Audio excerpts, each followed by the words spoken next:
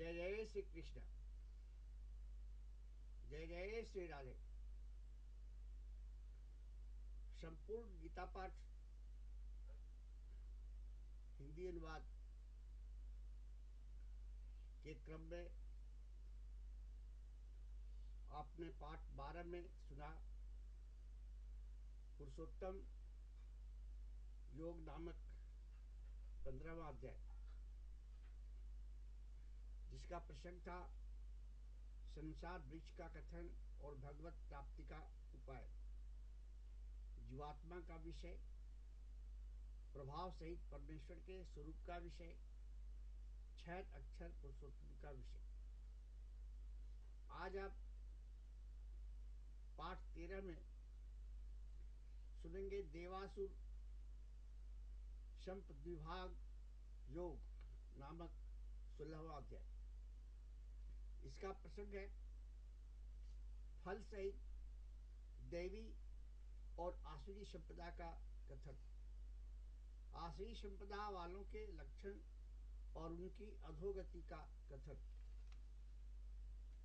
शास्त्र विपरीत आचरणों को त्यागने और शास्त्र के अनुकूल आचरण करने के लिए प्रेरणा, ये आज का विषय है।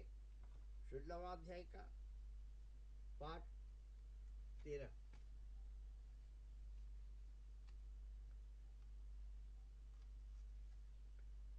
16वें अध्याय में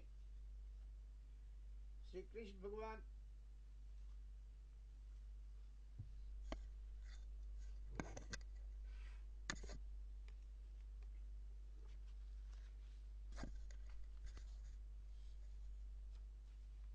अर्जुन से कहते हैं, दैवी संपदा जिन पुरुषों को प्राप्त है तथा जिनको आसुरी संपदा प्राप्त है, उनके लक्षण पृथक पृथक कहता हूं। उनमें से सर्वथा भय का अभाव, अंतःकरण की अच्छी प्रकार से स्वच्छता, तत्व ज्ञान के लिए ध्यान योग में निरंतर दृढ़ स्थिति और सात्विक दान तथा इंद्रियों का दमन, भगवत पूजा और अग्निहोत्रादि उत्तम कर्मों का आचरण एवं वेद शास्त्रों के पठन पाठन पूर्वक भगवान के नाम और गुणों का कीर्तन तथा स्वधर्म पालन के लिए कष्ट सहन करना एवं शरीर और इंद्रियों के सहित अंतःकरण की सरलता तथा मन, वाणी और शरीर से किसी प्रकार भी किसी को कष्ट न देना तथा यथार्थ और प्रिय भाषण, अपना अपकार करने वाले पर भी क्रोध का न होना, कर्मों में कर्तापन के अभिमान का त्याग एवं अंतःकरण की उपरामता अर्थात चित्त की चंचलता का अभाव और किसी की भी निंदादि न करना तथा सब भूत प्राणियों में हेतु रहित दया, इंद्रियों का विषयों के साथ संयोग होने पर भी आसक्ति का न होना और कोमलता तथा लोक और शास्त्र से विरुद्ध आचरण में लज्जा और व्यर्थ चेष्टाओं का अभाव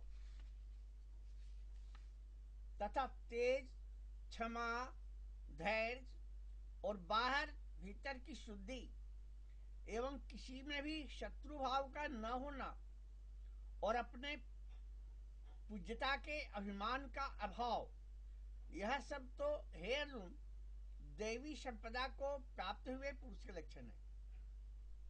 हे पार्थ, पाखंड, घमंड और अभिमान तथा क्रोध और कठोर वाणी एवं अज्ञान भी, यह सब आसुरी संपदा को प्राप्त हुए पुरुष के लक्षण है। उन दोनों प्रकार की संपदाओं में दैवी संपदा तो मुक्ति के लिए और आसुरी संपदा बांधने के लिए मानी गई है। इसलिए है अर्जुन, तू शोक मत कर, क्योंकि तू दैवी संपदा को प्राप्त हुआ है। हे अर्जुन, इस श्लोक में भूतों के स्वभाव दो प्रकार के माने गए हैं। एक तो देवों के जैसा और दूसरा आसुरों के जैसा। उनमें देवों के स्वभाव ही विस्तार पूर्वक कहा गया है, इसीलिए अब आसुरों के स्वभाव को भी विस्तार पूर्वक मेरे से सुन। हे अर्जुन, आसुरी स्वभाव वाले मनुष्य कर्तव्य कार्य में प्रवृत्त होने को और अकर्तव्य कार्य से निवृत्त होने को भी नहीं जानते हैं। इसलिए उनमें न तो बाहर भीतर की शुद्धि है, न श्रेष्ठ आचरण और न सत्य भाषण ही है। वे आसुरी प्रकृति वाले मनुष्य कहते हैं कि जगत आश्रय रहित और सर्वथा झूठा एवं बिना ईश्वर के अपने आप स्त्री पुरुष के संयोग से उत्पन्न हुआ है, इसलिए केवल भोगों को भोगने के लिए ही है, इसके सिवा और क्या है।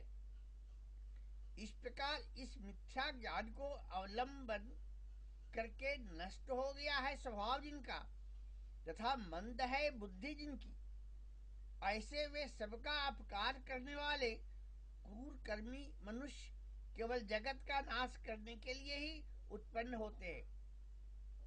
वे मनुष्य दंभ, मान और मद से युक्त हुए किसी प्रकार भी न पूर्ण होने वाली कामनाओं का आसरा लेकर अज्ञान से मिथ्या सिद्धांतों को ग्रहण करके भ्रष्ट आचरणों से युक्त हुए संसार में बरतते हैं।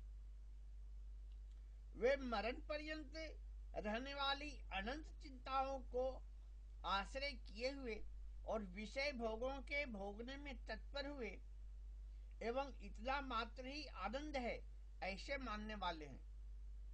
इसलिए आशारूप सैकड़ों फांसियों से बंधे हुए और काम क्रोध के परायण हुए विषय भोगों की पूर्ति के लिए अन्यायपूर्वक धनाधिक बहुत से पदार्थों को संग्रह करने की चेष्टा करते हैं। उन पुरुषों के विचार इस प्रकार के होते हैं कि मैंने आज तो यह पाया है और इस मनोरथ को प्राप्त होऊंगा, तथा मेरे पास यह इतना धन है और फिर भी यह होवेगा। वह शत्रु मेरे द्वारा मारा गया और दूसरे शत्रुओं को भी मैं मारूंगा।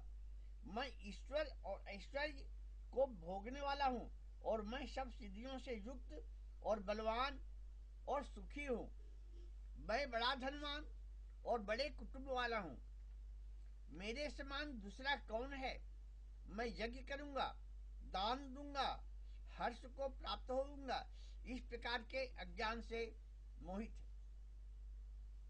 इसलिए वे अनेक प्रकार से भ्रमित हुए चित्त वाले अज्ञानी जन मोह रूप जाल में फंसे हुए एवं विषय भोगों में अत्यंत आसक्त हुए महान अपवित्र नरक में गिरते हैं। वे अपने आप को ही श्रेष्ठ मानने वाले घमंडी पुरुष धन और मान के मद से युक्त हुए शास्त्र विधि से रहित केवल नाम मात्र के यज्ञों द्वारा पाखंड से अजन करते। वे अहंकार, बल, घमंड, कामना और क्रोधादि के परायण हुए एवं दूसरों की निंदा करने वाले पुरुष अपने और दूसरों के शरीर में स्थित मुझ अंतर्यामी से द्वेष करने वाले हैं। ऐसे उन द्वेष करने वाले पापाचारी और क्रूर कर्मी नराधमों को मैं संसार में बारंबार आसुरी योनियों में ही गिराता हूँ, अर्थात शूकर, कुकर आदि नीच योनियों में ही उत्पन्न करता हूँ। इसलिए है अर्जुन, वे मूल पुरुष जन्म जन्म में आसुरी योनि को प्राप्त हुए मेरे को न प्राप्त होकर उसमें भी अति नीच गति को प्राप्त होते हैं, अर्थात घोर नरकों में पड़ते हैं।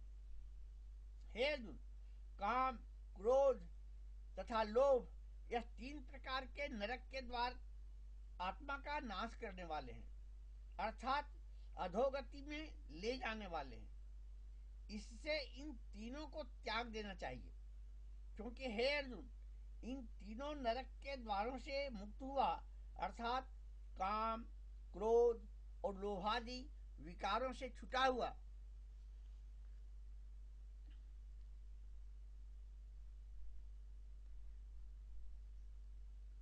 विकारों से छुटा हुआ पुरुष अपने कल्याण का आचरण करता है।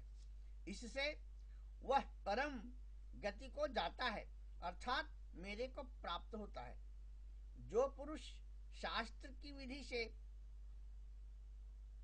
की विधि को त्याग कर अपनी इच्छा से वर्तता है, वह न तो सिद्धि को प्राप्त होता है और न परम गति को, तथा न सुख को ही प्राप्त होता है। इससे तेरे लिए इस कर्तव्य और अकर्तव्य की व्यवस्था में शास्त्र ही प्रमाण है। ऐसा जानकर तू शास्त्र विधि से नियत किए हुए कर्म को ही करने के लिए योग्य है।